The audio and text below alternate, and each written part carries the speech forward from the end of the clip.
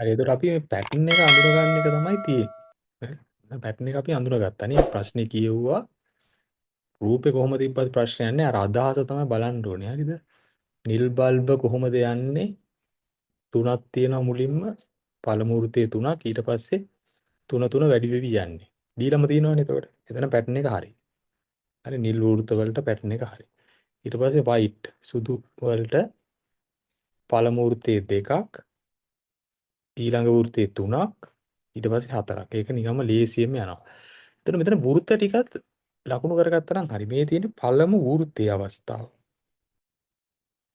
පළමු වෘත්තය. හරි.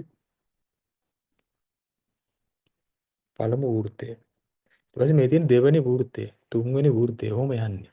ඒතර පළවෙනි වෘත්තයට අදාළව අපිට කතා කරන්න පුළුවන් සුදු බල්බ ගැන වගේම නිල් බල්බ ගැන. ආයි දෙවෙනි වෘත්තය ගත්තොත් එහෙම තියෙනවා. හරි. එතකොට ඔය විදිහට යන්න පුළුවන් නේ. දැන් බලන්න මේ පැටර්න්ස් දෙක මම ලිව්වොත් මෙතන. සීක්වෙන්සස් දෙක අනුක්‍රම දෙක ලිව්වොත් 3 6 9 12 15 ඔහොම යන්නේ නේ.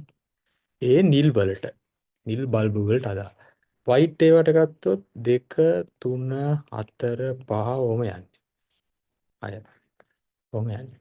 ඉතින් මේ 2022 23 ගාන 2022 ගානේ මොකද්ද පැටර්න් එක උනේ? 2022 ගාන අපි හදලා ආවේ. ඒකේ පැටර්න් එක උනේ සිසුන් 7ක් ඉන්නවා 10ක් ඉන්නවා 13ක් ඉන්නවා 16ක් ඉන්නවා ඔහොම පැටර්න් එක යනවා. ඉතින් මොකද්ද මේ ගණන් දෙකේ වෙනස එතකොට? කිසිම වෙනසක් නැහැ. අනුක්‍රම දෙකක් තියෙන ඉලක්කම් ටික විතරයි වෙනස්. දැක්කද? ඒතර මොනවද අහන්න පුළුවන් දේවල්? දැන් මේ පළවෙනි පදේ මෙතන තියෙන 7යි කියලා. මෙතන පළවෙනි පදේ 2යි.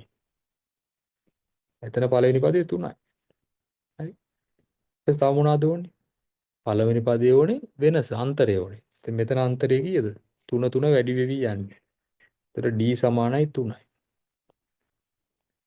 දෙවෙනි අවස්ථාවේ සුදු බල්බ වලට d 1යි. එක එක වැඩි වෙවි යන්නේ. 2022 ගානේ d 3යි. හරි 3 3 වැඩි වෙවි යන්නේ. එච්චරයි. ඊට පස්සේ ඕන පදයක් හොයන්න පුළුවන්. දැන් ඔයාලට ඕන 10 වෙනි පදේ t 10යි. 10 වෙනි පදේ මෙතන ඕන නම් t 10යි. මෙතන 10 වෙනි පදේ ඕන නම් t 10යි. මොකද්ද සමීකරණේ? a ධන n ඍණ 1 වරක් t. n ට 10 දාන්න එච්චරයි. අවස්ථා තුනේම හොයන්න පුළුවන්. a අගයයි d අගයයි ආදේශ කරා n අගය ආදේශ කරා ගත්තා. ඔතනින් එහා මුකුත් අහන්න බෑ. නේද? එතකොට මේ ප්‍රශ්න වල මම අඳුරගෙන තියෙනවා අහන දේවල් කීපයක් තියෙනවා. එකක් තමයි දැන් t 10 අහන්න පුළුවන්. මම t 20 කියනකො 20 වෙනි පදේ අහන්න පුළුවන්. තව එකක් තමයි අහන්න පුළුවන්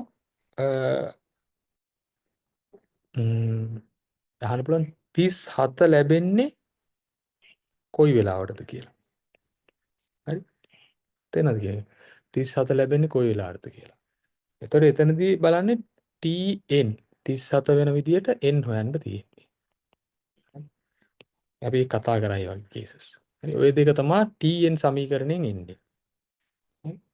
ඊට පස්සේ එකතුව. එකතුව බලන්න sn සමීකරණේ දාන්න පුළුවන්.